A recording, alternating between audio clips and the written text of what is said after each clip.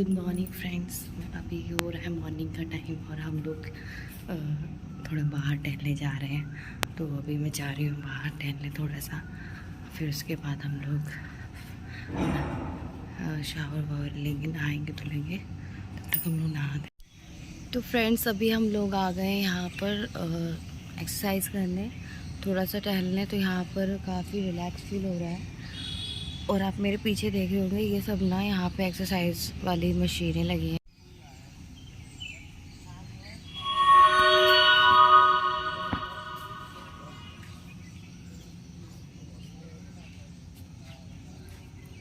ये सामने रहा हमारा कैंपस।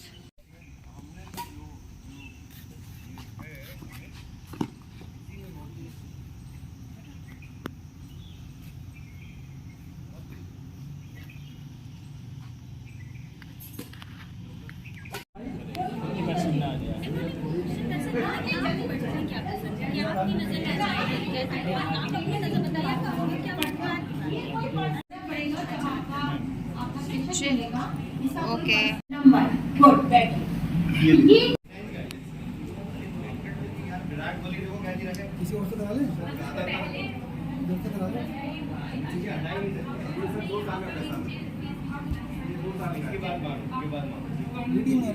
निकल के सामने आई है, जिसमें कि पिछले सत्र और पिछले दिन का निचोड़ शामिल है।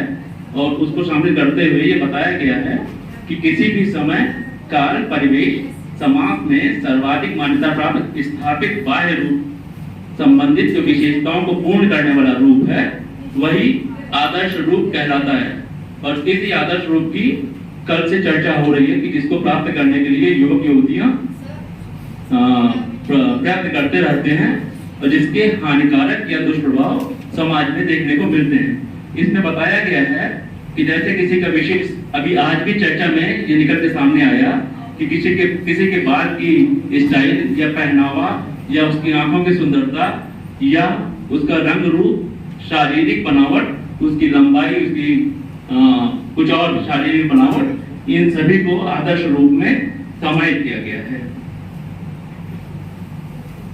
बस इतना ही है, धन्यवाद। सेकेंड पॉइंट पे फोकस हमारे सिद्धांत तक है। दूसरा बिंदु है फैशन उद्योग का। आजकल आप देख रहे हैं कि फैशन उद्योग का जो डेवलपमेंट हो रहा है, जो विकास हो रहा है, वो काफी तीव्रता से हो रहा है। इसके पीछे कारण क्या है? इसके पीछे कारण यही है कि इस उद्योग का डिमांड इस समय बहुत अधिक है। कई युवा इस क्षेत्र में अपनी कैरियर बनाने जाते हैं और इनका प्रयोग किस लिए किया जाता है? इनका प्रयोग धन कमाने के लिए किया जाता है। यह युवा विभिन्न प्रकार के पदार्थों का विज्ञापन करते हैं, जो कि हमारे समाज के लिए एक गलत दिशा की ओर ले जाता है। जैसे जो लड़कियां होती हैं, वो यह दिखाती हैं कि उनको पतला होना चाहिए, उनको लंबा होना चाहिए, उनको गोरा होना चाहिए, तभी वो फैशन के क्षेत्र में जा सकती है। इसी प्रकार से पुरुष भी चाहता है कि उसको हट्टा कट्टा होना चाहिए, उसके पास सिक्स पैक होना चाहिए। और ऐसे युवाओं का डिमांड इस इंडस्ट्री में किया जाता है। और इस इंडस्ट्री का मात्र एक उद्देश्य है, हमसे और आपसे धन प्राप्ति करना। मेरा अनुरोध है कि हम लोगों को सुना जाए। हमें ग्रुप नंबर 3 के सभी साथियों के साथ यहाँ प्रेजेंट है। हमें जो मिशन दिया गया था लेब के द्वारा, क्या आदर्श रूप लड़के और लड़कियों के लिए एक सा होता है? इस प्रश्न पर हमने आपस में चर्चा की है और जवाब हमारा है नहीं। और इस जवाब को आगे जस्टिफाई करने के लिए हमारे सभी साथी बारी बारी से अपने यहाँ पॉइंट्स रखेंगे। डॉक्टर, मैं डॉक्टर धनंजय मणि महाराजगंज जिले से हूँ। इस संदर्भ में मुझे बताना है कि लड़के और लड़कियों के लिए आदर्श रूप जो होता है वह सबके लिए एक समान नहीं होता है और दोनों के आदर्श रूपों में हमें पर्याप्त अंतर देखने को मिलता है। जैसे लड़कों के लिए आदर्श रूप की जब कल्पना की जाती है तो उसमें लोग सोचते हैं कि गोरापन होना चाहिए, उसका बदन गठीला होना चाहिए, सिक्स पैक वाली बॉडी होनी चाहिए, उसका जो पर्सनालिटी ओवरऑल वो है वह आकर्षक व्यक्तित्व का मालिक होना चाहिए। मतलब वो सिर से लेकर के और पैर तक किसी भी पुरुष की जो है पर्सनालिटी हो बहुत ही अट्रैक्टिव होनी चाहिए। इसके अलावा वो उसकी लंबाई होनी चाहिए, यह भी उसके आकर्षक व्यक्तित्व में आ जाता है कि जो पुरुष हो वह लंबा होना चाहिए, कम से कम 6 फीट लंबा हो, उसका बदन बहुत गठीला होना चाहिए और उसकी हेयर स्टाइल बहुत ही शानदार होनी चाहिए। ऐसा ना हो कि व्यक्तित्व बहुत अच्छा है, शरीर भगवान ने बहुत अच्छा दिया है और उसका जो बाल है वो उलझा है और ठीक से नहीं रख पा रहा है, मतलब इसको गेटअप बोलते हैं, गेटअप एंड सेटअप बोथ साथ वेरी कम्पेटिव होना चाहिए। Thank you.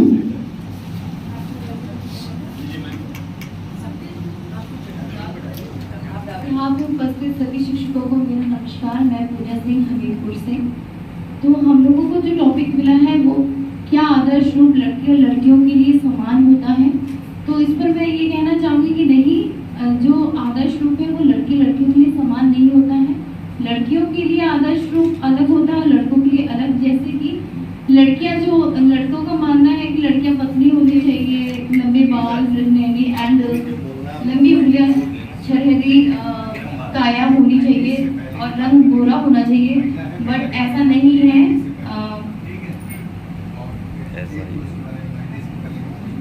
सुंदर आंख होनी चाहिए, लंबी पतली नाक और पतले होंठ और सुंदर उंगलियां होनी चाहिए। तो ये उनका विचार है कि वो किस तरीके की कल्पना मतलब सोचते हैं लड़कियों के बारे में। ठीक है, धन्यवाद। मैं शक्ति सिंह ललितपुर से। हम लोगों का जो क्वेश्चन दिया हुआ है, जैसे कि हमारे साथियों ने भी काफी विस्तार से भी बता दिया है कि आदर्श रूप लड़कियों और लड़कियों के लिए क्या ऐसा होता है, नहीं होता है। आप भी सहमत होंगे, क्योंकि यह मुझे लगता है जो हमें कहीं ना कहीं समाज के द्वारा, परिवार के द्वारा, रिश्तेदारों के द्वारा थोप दी गई है। हम सुनते आए हैं कि एक लड़की में ऐसे गुण होना चाहिए, ऐसी दिखना चाहिए, लड़का ऐसा दिखना चाहिए। तो ये चीजें हम जो सुनते आए हैं या जो समझते आए हैं अपने रिश्तेदारों से, परिवार से, समाज से, वही चीज हमारे दिमाग में बैठ जाती है। जबकि हम उसको जो एक्सटर्नल रूप में हम उसको देखते हैं, जबकि इंटरनल रूप में उसको नहीं देख पाते हैं।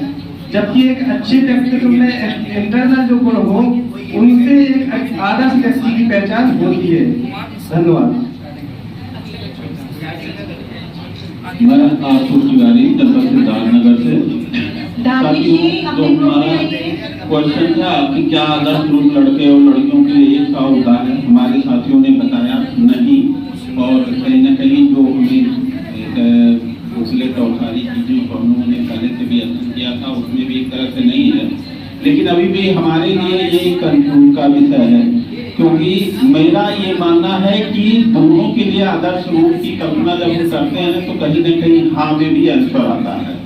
जैसे हम अगर एक लड़का ये सोचता है कि एक लड़की अगर ये सोचती है कि जो लड़का हो वो गठीला बदन हो, तो हम भी चाहते हैं कि उसका लड़की छरहरी, तो कहीं ना कहीं दोनों में आकर्षक व्यक्तित्व की समानता आ रही है।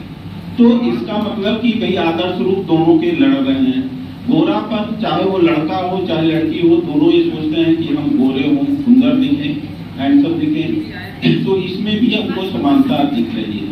और आगे का मैं रश्मि जायसवाल कुशीनगर से। जैसे प्रश्न था, क्या आदर्श रूप लड़के और लड़कियों के लिए एक जैसा होता है?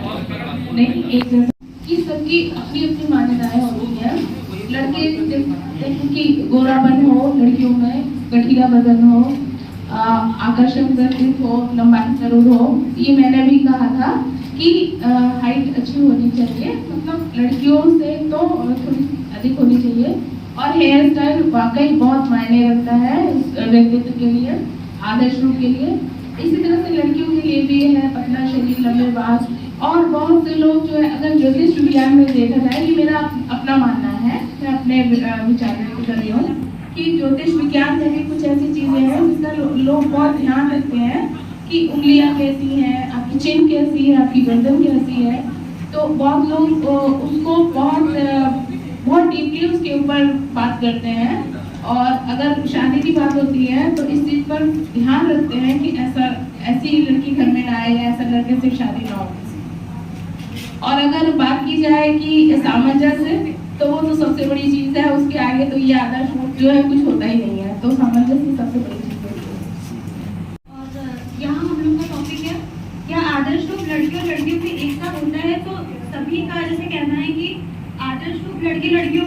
ऐसा होता है, पर मेरे अकॉर्डिंग 70% होता भी है और 30% नहीं भी होता है, क्योंकि यहाँ पर शादी का जो एक मुद्दा होता है वो एक अलग हो जाता है, बट यहाँ एक बाहर रूप से उन चीज़ों की हम लोग डिस्कशन कर रहे हैं, तो उसके अकॉर्डिंग जैसे लड़कों के लिए आदर्श रूप जो है वो अलग हो जाता है लड़कियों को, और ये जनरली टीन एज के अकॉर्डिंग लोगों में अलग अलग देखने में मिलता है कि लड़के जो होते हैं वो लड़कियों फिजिकल अपीयरेंस जनरली मैटर कर जाती है चीज़ें टीन एज में, क्योंकि लोगों का अट्रैक्शन इस एज में ऑपोजिट जेंडर के प्रति होता है, और वो कुछ अलग तरह जैसे पॉइंट्स यहाँ पर लिख रखे हैं उसी के अकॉर्डिंग चीज़ें हम बाकी करती हूँ। समझ में आ गया होगा। और वैसे अगर मैं थोड़ा सा इससे हटकर बात करना चाहूँ तो आमतौर पर आदर्श रूप की कल्पना शुरू होती है किशोरावस्था से। किशोरावस्था 12 साल से 18 वर्ष की अवस्था होती है, जिसमें किशोरों के अंदर जो है बहुत ज्यादा मात्रा में और बहुत तीव्र गति से मानसिक और शारीरिक परिवर्तन होते हैं। वहीं से आप देखेंगे कि लड़के और लड़कियां दोनों के बीच में एक परसेप्शन होना चाहिए कि हमारा रोल मॉडल कैसा हो या हम किसको फॉलो करना चाहते हैं, और वो उसके जैसे बनने की कोशिश करते हैं। और आमतौर पर लड़कियां जो होती हैं वो आप देख सकते हैं समाज के जो नायक होते हैं उनको फॉलो करती हैं, जो लड़कियां जो लड़के होते हैं वो सामान्य तौर से नायिकाओं को फॉलो करते हैं। यानी उसका एक परसेप्शन होना चाहिए कि अगर नायक है, हीरो है, तो वो जो है स्मार्ट दिखना चाहिए। आज के ज़माने में एक नया शब्द आ गया, चॉकलेटी बॉय होना चाहिए, ठीक है, लंबे बाल होने चाहिए, और बालों के झाड़ने का तरीका उसका जो है कमी करने का तरीका हो, अच्छा हो, और खासकर सुडौल शरीर हो, सिक्स पैक एब्स हो। सिक्स पैक एब्स आपको बड़ा चलन में हो गया है। और वही चीज़ अगर लड़कियों के अंदर देखा जाए तो लड़कियों को देखा जाए तो सामान्य तौर से लंबे बाल की जो बात करते हैं, लंबे बाल हो, शरीर थोड़ा लंबा हो, चेहरा आकर्षक हो, और आजकल हाथों पर भी बहुत ध्यान दिया जा रहा है, हाथ उसके लंबे हो, लड़कियां नाखून भी लंबे लंबे रखती हैं। तो आदर्श रूप में ये सारी चीजें आती हैं। और लेकिन आज मैं एक बात इसमें और शामिल करना चाहता हूँ कि वर्तमान जो चल रहा है सामाजिक दृष्टिकोण की वजह से यह आदर्श रूप बाल्यावस्था से शुरू हो जा रहा है। बाल्यावस्था यानी 6 साल की उम्र के बच्चे भी जो है अब नायक नायिकाओं की तरह से बनने की कोशिश करना चाहते हैं, और ये सारे क्वालिटीज की वो कामना करना चाहते हैं, उसके साथ दिखना चाहते हैं या सामने वाले के अंदर ऐसे अपेक्षा करते हैं। इसी के साथ हमारा प्रेजेंटेशन अच्छा हमारे साथी बनी है। प्रणाम। ग्रुप नंबर 3 की ओर से मैं विराट कुमार शुक्ला चित्रकूट जनपद से हूँ, और जो हमारा टॉपिक था कि क्या लड़के और लड़कियों का आदर्श रूप एक सा होता है, सबने बताया नहीं होता है, और अधिकांश 99.99 यही होगा। मैं एक एग्जांपल दूंगा, बस बात खत्म करूंगा। कुछ लोगों को जैसे लड़कों के बाल, कुछ लड़कियों को या कुछ लड़कों को घुंघराले पसंद होते हैं, लेकिन इसके अपोजिट ज्यादातर 99.99 बॉयज को यानी हम लोगों को लंबे और घुंघराले लंबे बाल लड़कियों के पसंद। इससे साबित होता है कि एक जैसी हम लोगों की प्रवृत्ति नहीं हो सकती है आदर्श रूप में। चलिए कि खून और खामोशी में सदियों तक वाद विवाद रहा, तुम चुनो अहिंसक राहें पर अपना तो पथ प्रतिवाद रहा। और चूंकि मैं इलाहाबाद विश्वविद्यालय का विद्यार्थी रहा हूं पहले, तो मेरा एक बहुत बड़ा भावनात्मक पक्ष भी है यहाँ से। आप महात्मा गांधी की समाधि पर जाइए, दिल्ली में राजघाट तमाम सुरक्षाओं का पहरा होगा। इलाहाबाद आइए, चंद्रशेखर आजाद की समाधि पर कोई पहरा नहीं। कि खून और खामोशी में सदियों तक वाद विवाद रहा, तुम चुनो अहिंसक राहें पर अपना तो पथ प्रतिवाद रहा। उसकी पिस्टल की गोली को सुनकर भारत आबाद रहा। गांधी पैरों में सोते हो, आजाद मेरा आजाद रहा। अंतिम समय है, मैं बहुत देर बात कर सकता हूं, लेकिन एक घनाक्षरी छंद आपके बीच में रखता हूं। मैं नहीं कहता कि हिंदी साहित्य में मुझसे पहले अलंकारों का प्रयोग नहीं हुआ, लेकिन पूरे बंद में हर एक पंक्ति पर, हर एक शब्द पर एक अलंकार का एक छोटा सा प्रयोग पूरे देश में मैंने करने की कोशिश की। ये कविता बहुत ज्यादा तमाम लोगों के माध्यम से बहुत लोगों तक पहुंची है। मैं पढ़ता हूं, आप सभी का विशेष ध्यान चाहता हूं कि धर्म बेच देंगे, परिवेश बेच देंगे आज, कुर्सी को बेच बेच देश बेच देंगे आज। धर्म बेच देंगे, परिवेश बेच देंगे आज, कुर्सी को बेच बेच देश बेच देंगे आज। वाद बेच देंगे और विवाद बेच देंगे आज, 7 रुपए की है जो प्रतिवाद बेच देंगे आज, अरे लाल बेच देंगे आज, भाल बेच देंगे आज, काल के कृपाल की भी ताल बेच देंगे आज, वंद बेच देंगे आज, छंद बेच देंगे आज, शबरी का बेर मंद बेच देंगे आज, नील बेच देंगे आज, छील बेच देंगे आज, थालियों से छीन के वो खीर बेच देंगे आज। मुझे यहाँ कहने में कोई हर्ज नहीं है, मिल जाए द्रौपदी का चीर बेच देंगे आज। बहुत आरोप लगते हैं हमारी युवा पीढ़ी पर हमारा अनैतिक और अधर्मी होने के। ऐसी बात नहीं, अगर मुझसे कहा जाए कि अच्छे से अच्छा श्रृंगार लिखो तो वो भी लिख सकता हूँ, घटिया से घटिया बातें लिखने को कहो तो वो भी लिख सकता हूँ, लेकिन अगर हमसे कहा जाए कि ऐ मेरे वतन के लोगों से अच्छा कुछ लिखो तो 7 जन्म न्यौछावर करता हूँ, उससे अच्छा नहीं लिख सकता।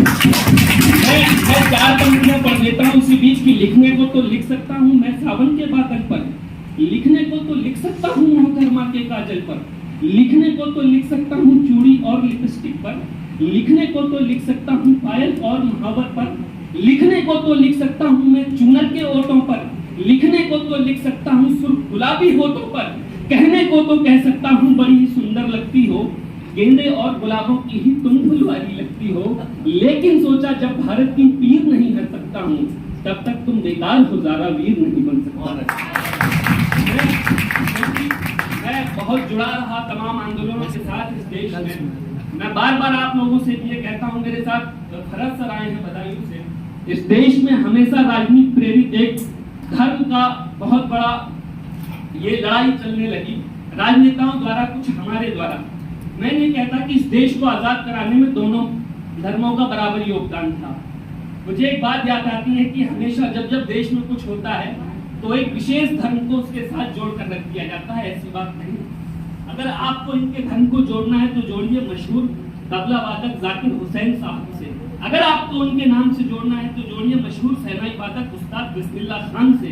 अगर आपको इनके नाम को जोड़ना है तो जोड़िए यूसुफ पठान और इरफान पठान से। अगर इनकी लड़कियों को जोड़ना है तो जोड़िए टेनिस सनसनी सानिया मिर्जा से। और अगर आपको इनके नाम को जोड़ना है तो जोड़िए रामेश्वरम के ऋषि संत बेटे डॉक्टर APJ अब्दुल कलाम। क्योंकि मुनव्वर राना ने बड़ी अच्छी बात कही कि किसी का कद बढ़ा देना, किसी के कद को कम कहना हमें आता नहीं, ना मोहतरम को मोहतरम कहना। चलो मिलते हैं मिलजुल कर वतन पर जान देते हैं, बड़ा आसान है कमरे में वंदे मातरम कहना। मैं अपनी पंक्ति पर वापस आता हूँ। मैंने कुछ पंक्तियां एक मऊ के मुशायरे में पढ़ी तो एक अखबार वाले ने मुझे लिख दिया कि मुशायरों में सांप्रदाय के लोग आने लगे। मैंने 4 पंक्तियों से उसे जवाब दिया कि किसी तीर त्रिशूल और तलवार से नहीं डरता, किसी तीर त्रिशूल और तलवार से नहीं डरता, और सर झुकाता हूँ नहीं बाजेब की झंकार पर, मैं भारत माँ का बेटा हूँ तेरे अखबार से नहीं। धर्म बेच देंगे, परिवेश बेच देंगे आज, कुर्सी को बेच देश बेच देंगे आज, वाद बेच देंगे और विवाद बेच देंगे आज, 7 रुपए की ये जो प्रतिवाद बेच देंगे आज, अरे लाल बेच देंगे आज, भाल बेच देंगे आज, काल के कृपाल की भी ताल बेच देंगे आज, वंद बेच देंगे आज, छंद बेच देंगे आज, शबरी का बेर मंद बेच देंगे आज, नीर बेच देंगे आज, छीर बेच देंगे आज, थालियों से छीन के वो खीर बेच देंगे आज। मुझे यहाँ कहने में कोई हर्ज नहीं है, मिल जाए द्रौपदी की चीर बेच देंगे आज, अरे आह बेच देंगे आज, वहां बेच देंगे आज, भूखे राहगीर की भी राह बेच देंगे आज, राम का धनुष बेच, कृष्ण का भी चक्र बेच, आधुनों से खींच बांसुरी को बेच देंगे आज, हार बेच देंगे, प्रतिहार बेच देंगे आज, संस्कारियों के संस्कार बेच देंगे आज, अशफाक का खुमार मार, काली का संहार और शारदे की वीणा तार बेच देंगे आज, काली कुर्सी से निवाला वो तो पा रहे हैं, देश का उठा के संविधान बेच देंगे आज, और देश की सरहद को बिक चुकी दोस्तों कौड़ियों में अपना हिंदुस्तान बेच देंगे। बहुत बहुत धन्यवाद और बहुत अच्छा, और इसलिए पूरा संघर्ष तहे दिल से आपके धन्यवाद बहुत अच्छा। और एक रुद्राक्ष की बात भी हो रही थी, रुद्राक्ष उपाध्याय, लेकिन बहुत अच्छा आपके दर्शकों को हम सब सलाम करते हैं और बहुत उम्दा वीडियो शूट कर ली जाए यहाँ से वहाँ तक की थोड़ी बहुत। कहाँ जा रहे हैं? एकदम ये सीधा रोड है जो कि संगम जाएगा।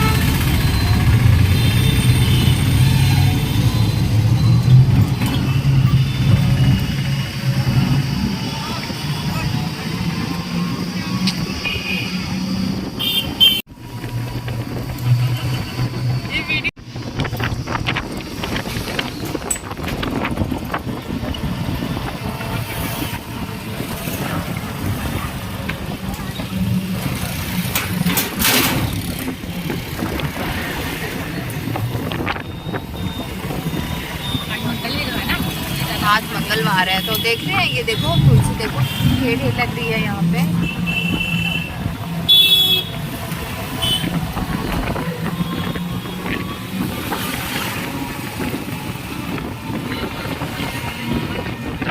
क्यों हम ऑब्जेक्शन उठाएं कि भाई क्यों मानती है? हाँ हाँ हाँ हाँ, वही चीज़ है।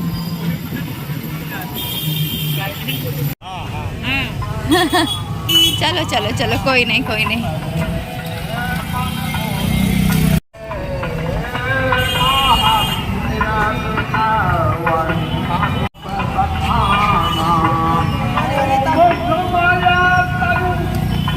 हाँ चलिए चलिए चलिए।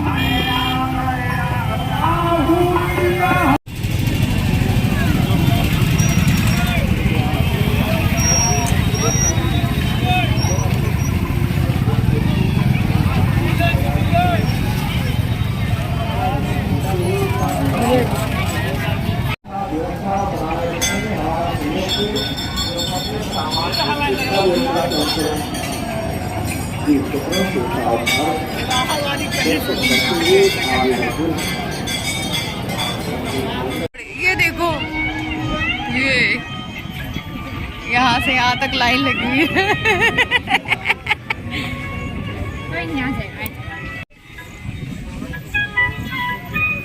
ये देखो किला किला आ रहा है, किला आ रहा है। ये देखो किला कौन सा? ये यहाँ का किला है। इस किले का नाम नहीं पता पर किला है बस। इसके अंदर भी घूमने का है। अभी शायद बंद हो आगे से।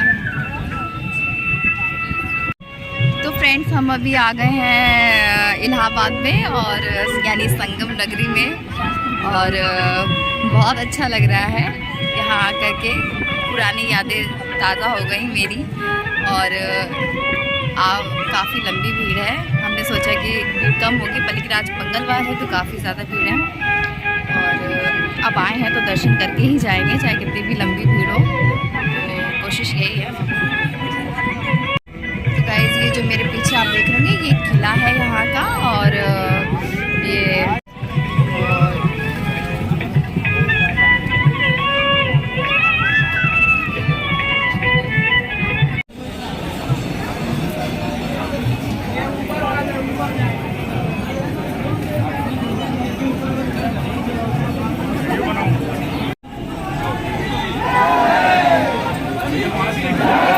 अभी आ गए हैं यहाँ मंदिर में। तो अभी लाइन में चल रहे हैं और जल्दी ही दर्शन कर पाएंगे हम।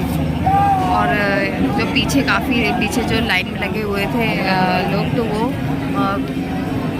आगे लाइन से आगे निकल गए हैं।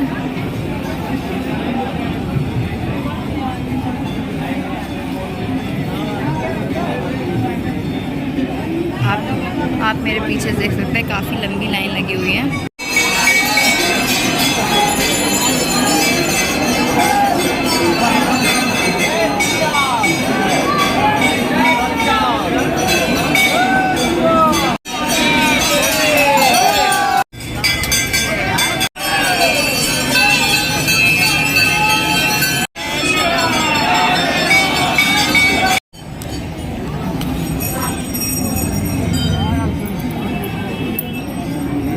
लाइट पड़ रही है।